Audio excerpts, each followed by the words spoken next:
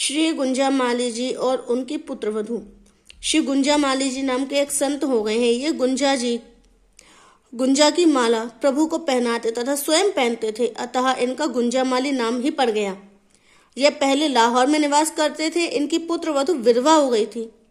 एक दिन उसे बुलाकर इन्होंने कहा, देखो ये तुम्हारे पति का घर है और धन माल है, इसे लो तथा श्री गोपाल जी को लो। अब तो श्री गोपाल जी ही तुम्हारे पति हैं, परंतु इनकी पुत्रवधू तो बार बार यही मांगती कि हमें श्री प्रभु की सेवा ही प्रदान कीजिए। श्री गुंजामाली जी ने पुत्रवधू की निष्ठा देखकर उसे श्री गोपाल जी की सेवा प्रदान की और घर तथा धन अपनी पत्नी को दे दिया एवं स्वयं आकर श्री वृंदावन में रहने लगे। जहां पर श्री गुंजामाली जी की पुत्रवधू के श्री ठाकुर जी श्री गोपाल जी विराजते, वहां पास पड़ोस के और लोगों के बालक खेलते। वे परस्पर एक दूसरे पर ईंट, धूल, मिट्टी आदि डालते। ठाकुर जी भी बालकों के साथ खेलते थे। एक दिन बालकों ने श्री ठाकुर जी पर धूल डाल दी। तब वे बालकों पर बहुत नाराज हुई और उसने उन्हें वहां से भगा दिया। इसके बाद उसने श्री ठाकुर जी के लिए भोग रखा, परंतु श्री ठाकुर जी ने भोग नहीं आरोगा। जब इसने पूछा कि जय जय, आप भोग क्यों नहीं आरोग रहे हैं, तब श्री ठाकुर जी ने कहा, जब बालक आएंगे तभी मुझे प्रसन्नता होगी और भोग आरोगूंगा। तब उसने प्रणय कोप करके कहा, अभी खा लो, प्रातः काल खूब अच्छी तरह आपके ऊपर धूल डाल दूंगी और उन बालकों से भी डलवा दूंगी। इतने पर भी जब नहीं पाए तो जैसे तैसे उन बालकों को बुला लाई। तब श्री ठाकुर जी प्रसन्न हुए और भोग पाए। श्री केशव जी दंडौती। ब्रजमंडल के भक्तजनों में श्री केशव जी दंडौती का नाम अग्रगण्य है। आप हमेशा श्री गोवर्धन जी की दंडवती परिक्रमा करते रहते थे, अतः आपके साथ दंडवती की छाप लग गई थी। एक बार आप श्री गोवर्धन जी की दंडवती परिक्रमा लगा रहे थे। रात्रि हो गई थी। आप अपनी मस्ती में भगवान का नाम गुण कीर्तन करते हुए परिक्रमा कर रहे थे। उसी समय श्री ठाकुर जी एक हट्टे कट्टे साधु के रूप में आकर बोले, मैं भी आपके साथ कीर्तन करते हुए परिक्रमा करूंगा। श्री केशव जी ने स्वीकृति दे दी, परंतु जब ये दंडवत करने लगे तो साधु रूपधारी भगवान ने इन्हें आगे सरका दिया। ये देखकर श्री केशव जी नाराज हो गए और बोले, तू कौन है, कहां से आया है, तू मेरी परिक्रमा खंडित कर रहा है, तेरी बुद्धि में अधर्म आ गया है। साधु रूपधारी भगवान बोले, अधर्म तो आप स्वयं करते हैं और उल्टे दोष मुझे लगाते हैं। अरे आपको मालूम है कि पृथ्वी को भूधर विष्णु की पत्नी कहते हैं और आप रात्रि के समय पर स्त्री का आलिंगन करते हैं, ये कितना बड़ा अधर्म है। श्री केशव जी ने कहा, पृथ्वी हमारी माता है, अतः उनकी गोद में विचरने में हमें कोई दोष नहीं है। यह मुंह तोड़ उत्तर सुनकर साधु रूपधारी भगवान मुस्कुराने लगे और प्रसन्न होकर उन्होंने निज स्वरूप का दर्शन कराया। श्री चतुर्भुजदास जी का जीवन चरित्र आजीवन चमत्कारों अलौकिक घटनाओं से संपन्न स्वीकार किया जाता है। उनका जन्म 1575 में जमुनावतोर ग्राम में हुआ था। वे पुष्टि मार्ग के महान भगवत भक्त महात्मा कुम्भन दास जी के सबसे छोटे पुत्र थे। कुम्भन दास जी ने बाल्यकाल से ही उनके लिए भक्तों का संपर्क वातावरण का उनके चरित्र विकास सुलभ कर दिया था। वे उनके साथ श्रीनाथ जी के मंदिर में दर्शन करने भी जाया करते थे। पारिवारिक वातावरण उनके चरित्र विकास पर बड़ा ही प्रभाव पड़ा था।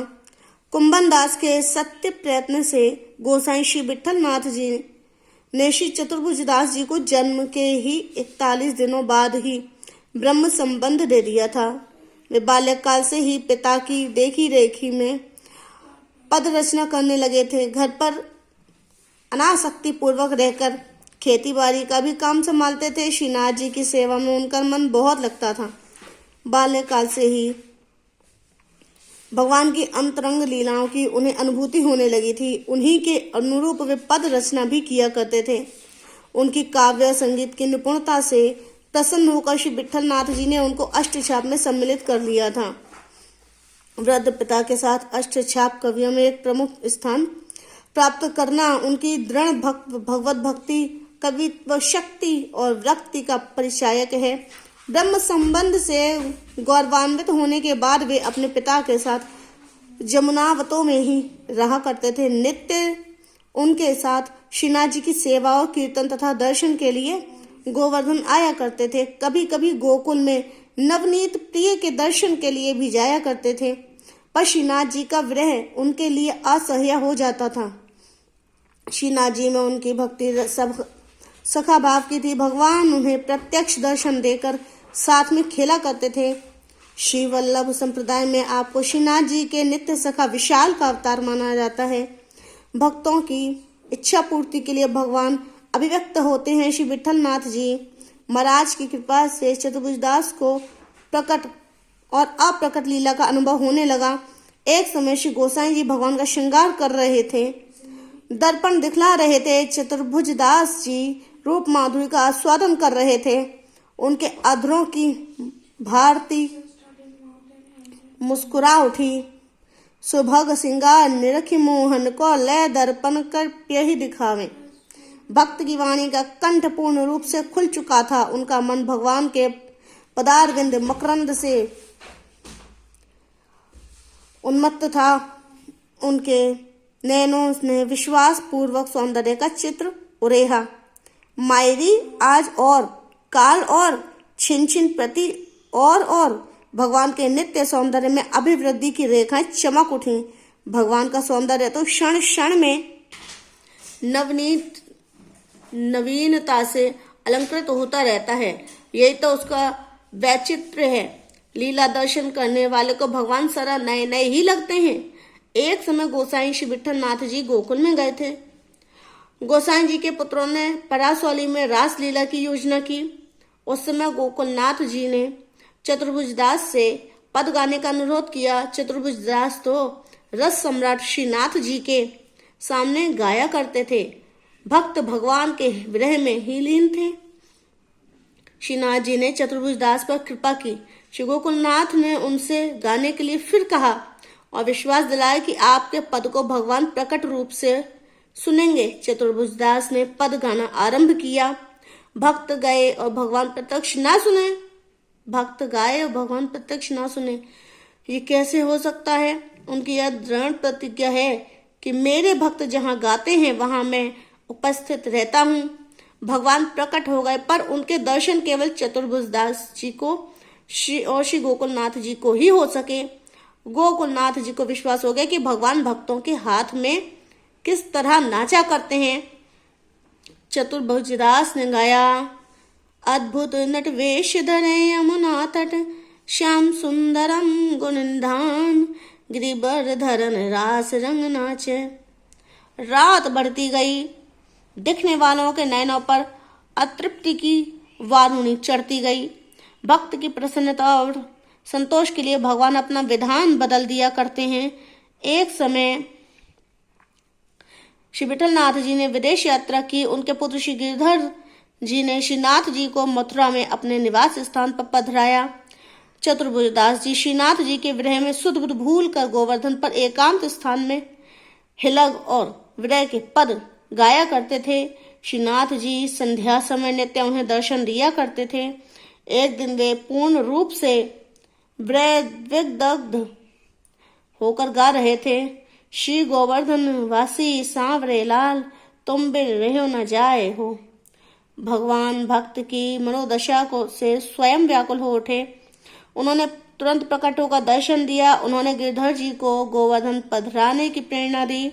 चतुर्दशी को एक पहर रात शेष रहने पर कहा कि आज राजभोग गोवर्धन पर होगा।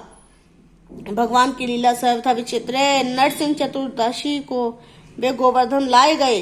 राजभोग में विलंब हो गया।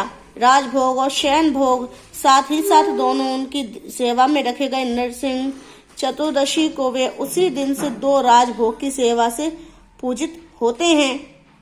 उनका देहावसान संवत 1642 में रुद्रकुंड पर इमली के वृक्ष के नीचे हुआ था। वे श्रृंगार मिश्रित भक्ति प्रधान कवि, रसिक और महान भगवत भक्त थे। श्री बेनी जी भगवान के अनन्य भक्त थे। उनके अतिरिक्त दूसरी गति नहीं थी। ऐसे भक्तों के लिए श्री तुलसीदास जी ने दोहावली में लिखा है, बने तो रघुवर ते बने, कै बिगड़े भरपूर, तुलसी बने जो औरते, ता बने वे में धूर। श्री बेनी जी ने अपने जीवन में इस भाव को चरितार्थ करके दिखाया। एक बार इन्हें कोई असाध्य रोग हो गया। लोगों ने औषधि उपचार कराने को बहुत कहा, लेकिन इन्होंने एक नहीं सुनी। ये तो भगवान के भरोसे बैठे रहे। अंततः स्वयं भगवान ही वैद्य बनकर आए और इनका उपचार किया। इनका रोग तो भगवान के दर्शन स्पर्श से ही दूर हो गया।